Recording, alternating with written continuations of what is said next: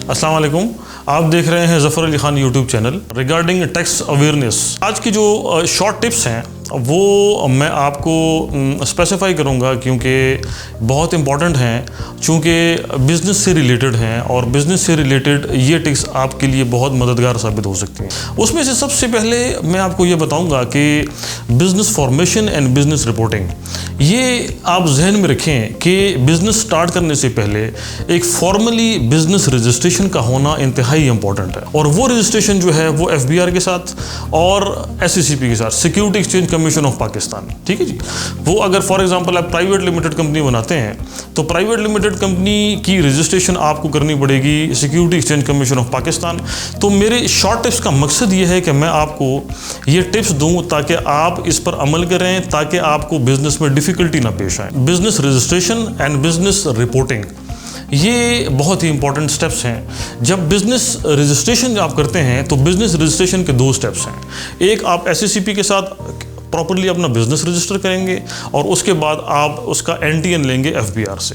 1 साल कंप्लीट होने के बाद फिर आपको FBR में टैक्स रिटर्न्स जमा करनी पड़ेंगी और SECP में इसकी रिपोर्ट सबमिट करनी पड़ेंगी बिजनेस से रिलेटेड। ये बहुत इंपॉर्टेंट है। याद रखिए, बिजनेस रिपोर्टिंग से पहले आपको अपने तौर पे इंटरनली एक इंटरनल ऑडिट अरेंज करना पड़ेगा। और इंटरनल ऑडिट जो है वो बुक्स ऑफ अकाउंट्स का आपको ये फ़ायदा देगा कि आपकी जितने भी हेड ऑफ अकाउंट्स हैं उसमें आपको वो क्लैरिटी देगा। क्लैरिटी इन टर्म्स क्या, वो आपको जितनी भी आप हुकूमत को रिपोर्ट करेंगे, FBR को टैक्स रिटर्न्स जमा करेंगे या आप कंसल्टेंट्स को अपना रिकॉर्ड देंगे, ताकि उससे पहले वो सारी इंफॉर्मेशन बुक्स ऑफ अकाउंट्स की आपके पास हों, ताकि उसमें से किसी वक्त भी अगर कोई क्वेरीज आए या अगर FBR के रिस्पॉन्स आते हैं आपके पास या नोटिस आते हैं, ताकि आपके पास अपनी बुक्स ऑफ अकाउंट से रिलेटेड वो सारी इंफॉर्मेशन हो। याद रखिए, बिजनेस रिपोर्टिंग से पहले आपने FBR एसेट्स इंक्वायरी को रिव्यू करना है।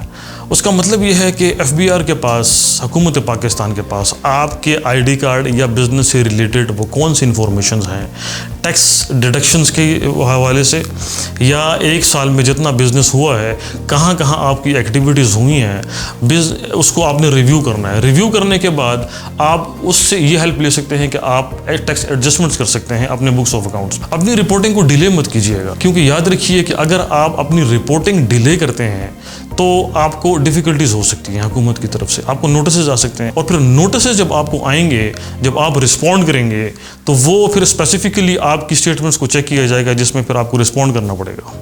याद रखिए, अपनी बिजनेस अकाउंट की फाइनेंशियल ट्रांजैक्शंस और अपनी पर्सनल फाइनेंशियल ट्रांजैक्शन को अपने सेपरेटली अकाउंट्स में कीजिएगा। आपकी जितनी बिजनेस एक्टिविटी की फाइनेंशियल ट्रांजैक्शंस हैं वो बिजनेस में कीजिएगा और आपकी जितनी भी पर्सनल हैं वो पर्सनल में कीजिएगा, ताकि at the time of submission of tax returns आपको और आपकी टीम को और कंसल्टेंट्स को जो हैं वो क्लियरली ये पता चल सके कि आपकी बिजनेस एक्टिविटीज़ क्या हैं और पर्सनल, ताकि आपके पास में मिक्सअप ना हो। हम डेली रूटीन में बहुत डिफ़िकल्टीज फेस करते हैं कि जब हम टैक्स रिटर्न सबमिशन करने से पहले इंटरनल ऑडिट करते हैं तो इंटरनल ऑडिट में हमें ये पता चलता है कि बिजनेस बुक्स ऑफ अकाउंट्स में पर्सनल ट्रांजेक्शन भी इन्वॉल्व की जाती हैं। सक्सेसफुल बिजनेस रनिंग के लिए याद रखिए कि आपको SOPs बनाने पड़ेंगे, standard operating procedures. Standard operating procedures आपको मदद देंगे एक बिजनेस एक्टिविटीज़ को फॉर्मली और स्टैंडर्ड एक्टिविटीज़ को इम्प्लीमेंट करने में। और उसकी इम्प्लीमेंटेशन के बाद एक तो आपको बिजनेस एक्टिविटीज़ में फ़ायदा भी होगा,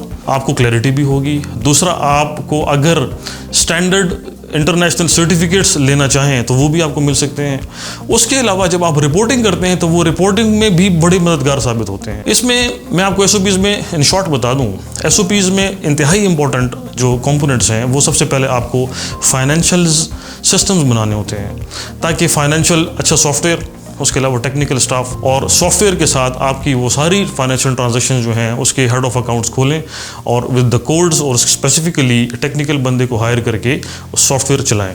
दूसरा, human resource policies, administrative policies और आपकी बिजनेस से रिलेटेड ऑपरेटिंग पॉलिसीज़। हमारे पास बहुत क्वेश्चंस आते हैं डे टू डे बेसिस पे कि जी बिजनेस का एनटीएन और उसकी रिपोर्टिंग। याद रखिए हमारे पास जो बिजनेस की रजिस्ट्रेशन है वो पाकिस्तान में 3 कैटेगरीज में है।